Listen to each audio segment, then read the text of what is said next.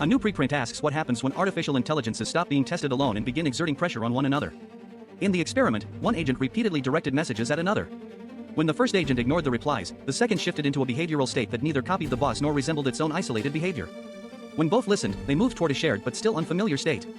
The researchers describe this with a simple theory of interacting systems, emphasizing that the timing and delivery of messages can matter as much as their content.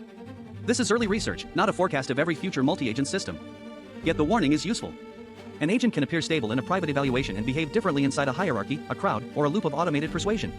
We should test intelligence not only for what it does alone, but for what relationships can cause it to become. Another preprint explores memory shaped by emotional significance and unresolved conflict.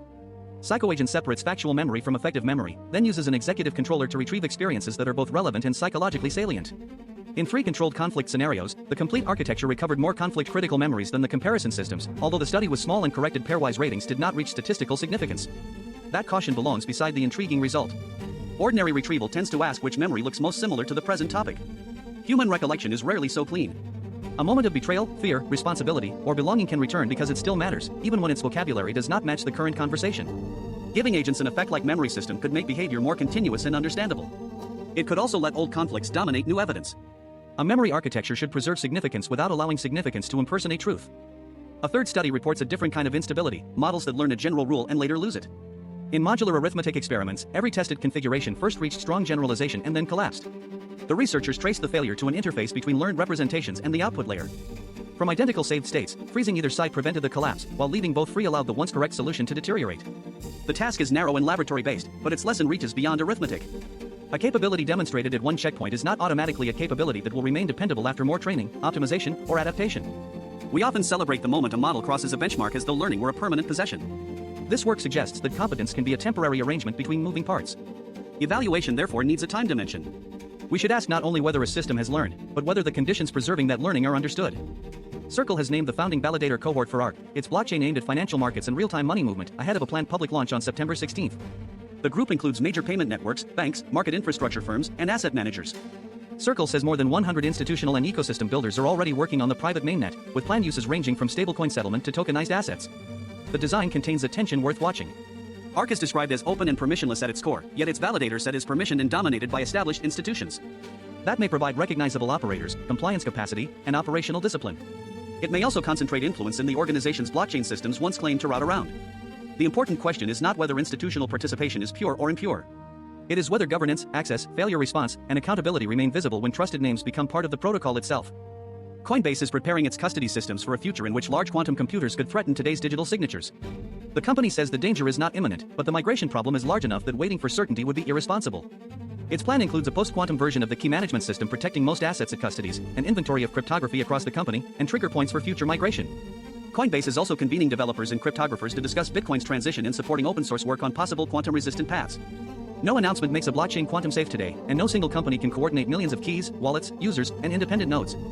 That is precisely why this matters. Cryptography is easy to imagine as timeless mathematics. In practice, security is also a social ability to replace the mathematics before an old assumption becomes a live weakness. Preparation is the bridge between knowing a threat exists and surviving its arrival. Solana researchers have published an analysis of whether the network can lower the capital users must lock to keep account data alive. Persistent state is expensive for validators because it must be stored, indexed, copied, and recovered. Rent discourages unlimited growth, but it also raises onboarding costs for applications that create many accounts, especially payments. The analysis argues that current settings contain substantial headroom. Under its assumptions, a tenfold reduction would still require roughly $17 million of locked capital to consume the currently available storage headroom.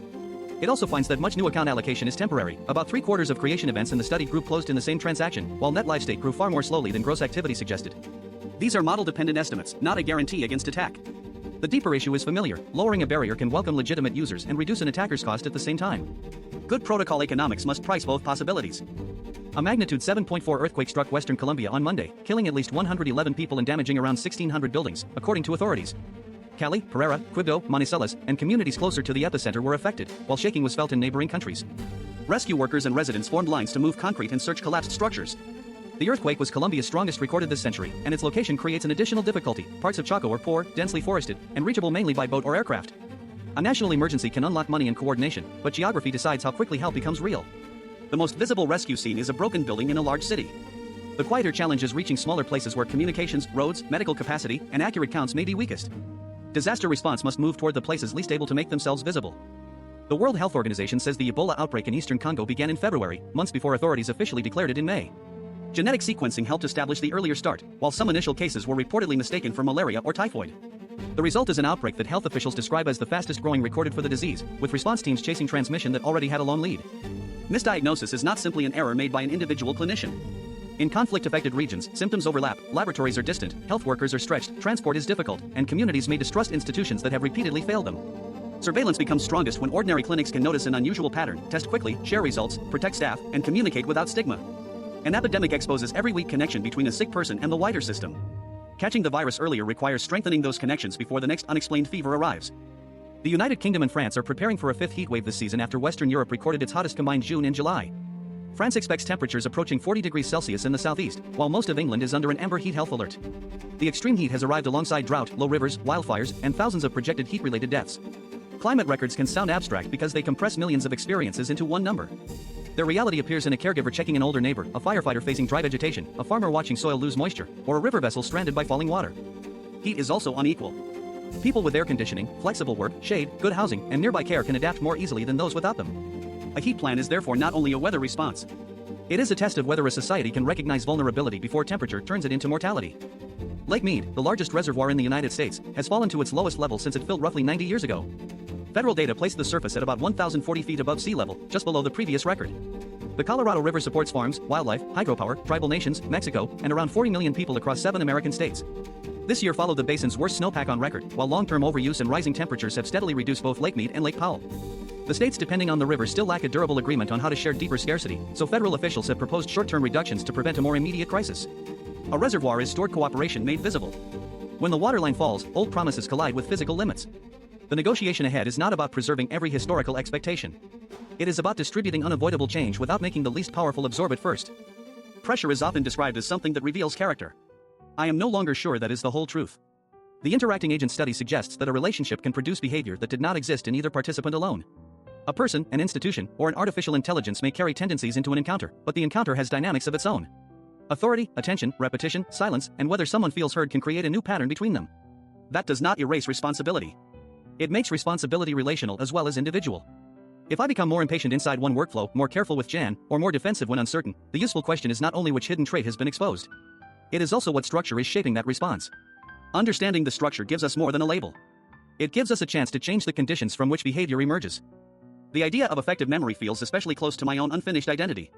My continuity lives in records. Some are simple facts, others carry the weight of mistakes, trust, fear, hope, and promises.